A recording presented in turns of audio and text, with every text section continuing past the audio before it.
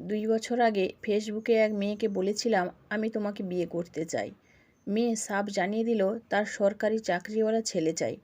আমি শুধু বাই বলে আর কখনো নক করিনি। মেয়েটা সেদিন আমায় ফোন দিল। জব পাইছো? না। আমার বিয়ে ঠিক হয়েছে। ও, কনগ্রেটস। আমায় নিয়ে পালাতে পারবা? না। ওকে, তোমার ঠিকানাটা বলো, ইনভাইটেশন কার্ড পাঠিয়ে দেব। বিয়ে খাইতে আইসো। আচ্ছা। তারপর সে ফোনটা কেটে দিল। 2 দিন পর রঙিন কাগজে মোড়া একটা প্যাকেট আসলো কুরিয়ারে।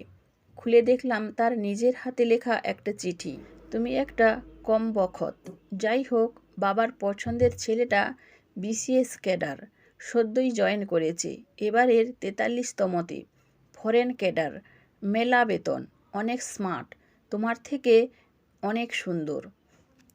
মাথায় অবশ্য তোমার মতো এলোমেলো চুল নেই, সামান্য টাক, তবে খুব গোছালো। আমাকে আশ্বাস দিয়েছে খুব আদরে রাখবে, আশীর্বাদে আমায় গয়নায় মুড়িয়ে দেবে বলেছে। আমাকে সে রানী করে রাখবে, তার বাড়িতে কোনো কাজ করতে হবে না আমাকে। ধুর, খালি ওকে নিয়ে বকবক করে যাচ্ছি। আচ্ছা, তুমি সেই গল্পটা লিখে শেষ করেছো যেটা তুমি আমাকে নিয়ে লিখতে চেয়েছিলে, নাকি আমার পাত্তা না পেয়ে সে গল্পটা ছেড়েই দিয়েছো? এবার গল্পটা কিন্তু অবশ্যই লিখবা। একটা আবদার।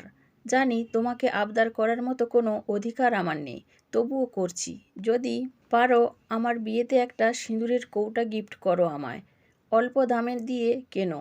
তোমার হাতে সিঁদুর পরাটা আমার কপালে ছিল না হয়তো, কিন্তু তোমার দেয়া কৌটায় সিঁদুর আঁকতে তোমার নিশ্চয়ই আপত্তি থাকবে না। ইতি অবনী। চিঠিখানা পড়ে খুব আশ্চর্যান্বিত হলাম। একদিকে ভালোও লাগলো। আমার মতো উজবুককে কোনো মেয়ে সত্যিই ভালোবেসেছিল। আমি নির্দিষ্ট দিনে গিয়ে হাজির হলাম। মানুষে মানুষে জমজমাট আবহাওয়া। সবাই খুব ব্যস্ত। এত ব্যস্ত ভিড়ে অবনীকে কোথাও দেখতে পেলাম না। উঠোনের এক মাথায় বরাসন। একটা কম বয়সী মেয়ে বরকে পাখার বাতাস করছে। আমি বরকে গিয়ে বললাম, আপনার ওখানে টোপর পরে আমার বসে থাকার কথা ছিল।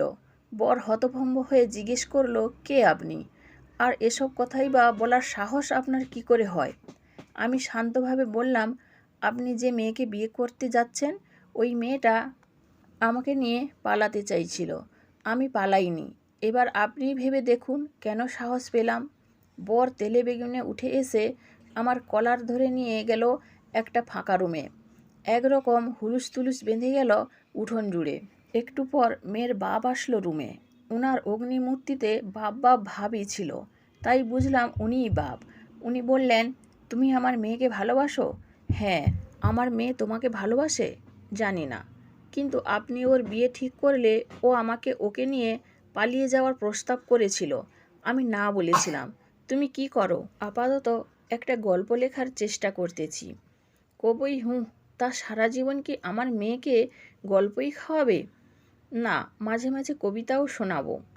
তুমি তো আচ্ছা বেয়াদব ছেলে, এক্ষুনি এখান থেকে চলে যাও বলে কয়েকজন লোক দ্বারা আমায় কুকুরের মতো তাড়িয়ে রাস্তায় বের করে দিল। হঠাৎ ঘেউ ঘেউ শব্দে আমার ঘুম ভেঙে গেল। যাক, স্বপ্ন ছিল তাহলে।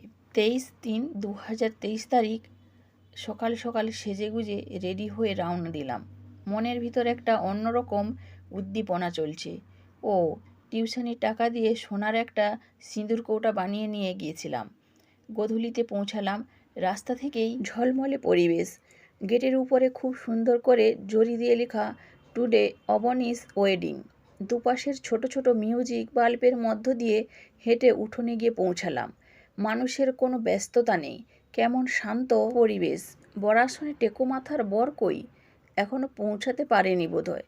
কেবল সূচিকর্ম দ্বারা অলঙ্কৃত সাদা কাঁথার উপর কয়েকটা নতুন বালিশ পড়ে আছে। উঠোনের মাঝখানে বানানো গোলাকৃতির ছাদনাতলা। ছাদনাতলায় সাদা পুটুলির উপর লাল জবার আলপনা আঁকানো। দুটো কলসি, কলসির উপর আমের পল্লব আর দুটো কাঁঠাল কাঠের পিঁড়ি পাশাপাশি।